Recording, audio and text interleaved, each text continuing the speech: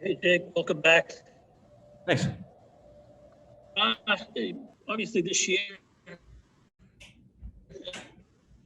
has Sorry, you're cutting out a bit on me. kind of a zigzag for you with, sorry. You bounced around the lineup a little bit. Are you at all anxious to find a spot, find a role, and go with it? Yeah, that's pretty much the, I guess my model since I've been here. Obviously I've got moved around.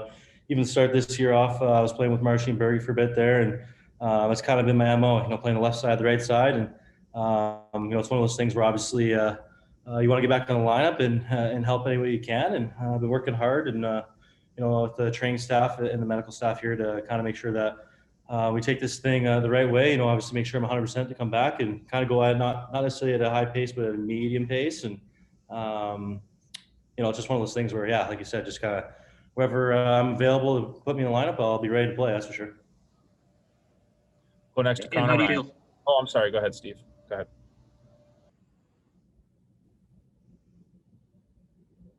All right, we'll go to Connor. Steve, you're getting muted. Your internet's no good. Hey, Jake. Steve, ask me a question. God. Hey, Jake. Tough bounce on that one. Tough bounce.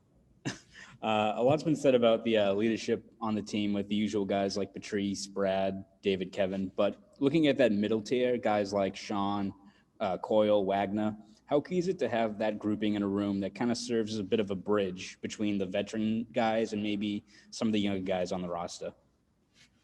Yeah, there's a lot of us, to be honest. We've kind of been together through most of it, especially with Sean. I played with Sean in Providence, and there's about 4 or 5 of us that have. And with Brando and kind of the same age range around Wags and Coyle. And, it's interesting. It's, obviously, like you said earlier, the leadership on this team is, very strong, top heavy. And, we have a lot of guys that are kind of in that middle where, we understand the systems of our team, what we're trying to do and become every day, whether it's practice habits or anything like that. And especially with some newer guys and younger guys kind of coming in, especially on the back end, I think that it's just more sort of a comfortability feeling and just trying to, be there for them if they need any questions and stuff like that. They usually ask me, and I'm usually the middleman for that. I usually find someone to answer their questions, but yeah, that's kind of what the vibe is of that. I think that's what makes a strong leadership in general. You can't just rely on one guy. You can't have, someone just being super vocal all the time. It takes a lot out of you. You need a full team effort, and kind of gets everyone in the game, especially when there's no crowd noise or anything like that. It's major. Thanks, Jake. Thanks, Connor. Follow-up question from Steve Conroy. Jake, will you be ready to go for Wednesday? Yeah, I feel 100%. I feel all good. Like I said earlier, with the medical staff kind of put me at a medium pace. It was one of those things where obviously with COVID and different things with travel reasonings and all this, different guidelines, right? It's a little bit harder, and was trying to make that, Saturday game against Buffalo, but obviously with everything going on, it got postponed. So it kind of gives me a couple more days to, obviously practice with the team and, feel 100% getting into it. But I feel 100%. I feel ready to go. We'll go next to Sophia. Thanks. Yeah, I was going to ask that question for Conroy, but I'll follow up with that, Jake, and just what you get out of, obviously you want to be in the lineup, but just of watching and seeing your team come back the way they have. Do you get anything out of that? I know you've been in the system for a long time, so you're probably not worried about learning X's and O's, but is there any benefit to watching from afar? Thanks. Yeah, it's pretty nerve-wracking. I mean, honestly, anytime that you're injured, you want to see how the guys are doing and see what's going on, because whether that's just watching the game as a fan or watching it, like you said, X's and O's. Obviously what transpires in the game is usually what we talk about next day in video and things like that, and when you're injured, you're not there. So you try to kind of piece together what is the mentality of the team and what's going on with that. And obviously, like you said, they've come back, I think, the last 4 games or something like that, and I don't think that's necessarily the recipe to winning, but they don't ask how, they ask how many. Thank you. We'll go next to Joe McDonald. Jake, during this little rehab period, what have you been playing? Some paintball? Paintball? This? Yeah. Trying to style today for the cameras, but I guess not, eh? No, but I actually did play paintball way back in the day, but I'm brutal at it. I get way too scared. It freaking hurts. That's it. That's all I had. Oh. All right. We'll go next to Kevin DuPont. Jake, can you give us an idea what goes through your head about playing left side or right side, and is it significant whether if you're on the left side, you'd rather have the center right-handed, to have you on his forehand? Is it the same if you're over on the right, that you'd rather have a lefty center? Just some of the factors that you think about whether you're going to be left or right.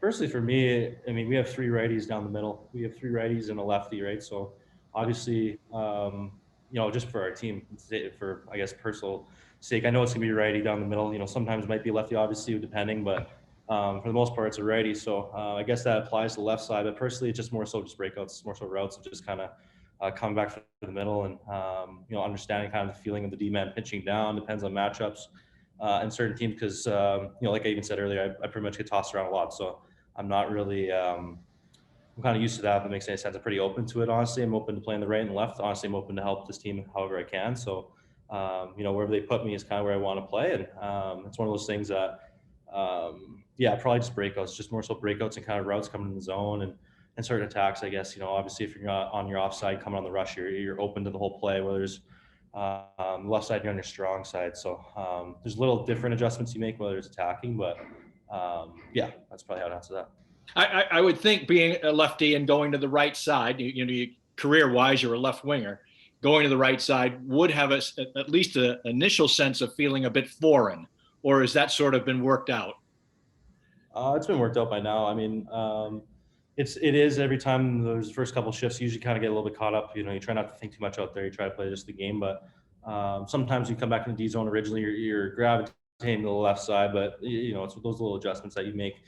And we kind of play a little bit of like a free flow in the neutral zone, especially when we bring it back. So you're going through the middle a lot, you're kind of moving, but obviously at the beginning of the years, it's always a little bit different because you're just trying to find your mojo. Obviously it's one of those things where routes are so important, coming back and different things. That's how goals happen, breakdowns, and you try to be defensively sound, whether when you're playing. I take pride in that. That's great. Good luck this week. Cheers. One more question from Tim Rosenthal. Go ahead, Tim. Hey, Jake, I agree. Paintball is the worst there, so you're not alone there.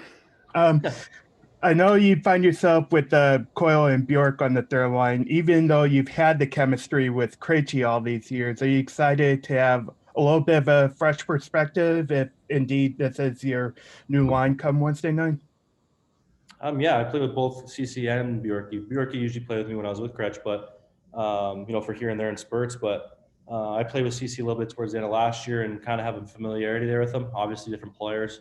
It's one of those things where I don't even think I really played with Kretsch this year. So, it's one of those interesting years where it's, lines, but I've been around these guys. It's one of those things where chemistry takes time, and I feel like we've had lots of time to practice together. And, he's very strong. They both like to hold on to it in their different, games respectively. Obviously CC's very strong down low and really is a puck possession demon. So it's one of those things that, you try to get open for spots, but more straight line, if that makes any sense. And just looking forward to playing. At this point, I mean, my mind says I don't really.